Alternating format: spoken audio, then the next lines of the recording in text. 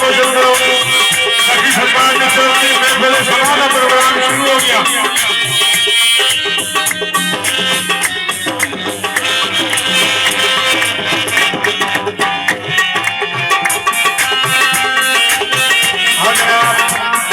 बड़ी मेहरबान भाई मोहम्मद सलीम भट्टी साहब सादा भजा दिला बहुत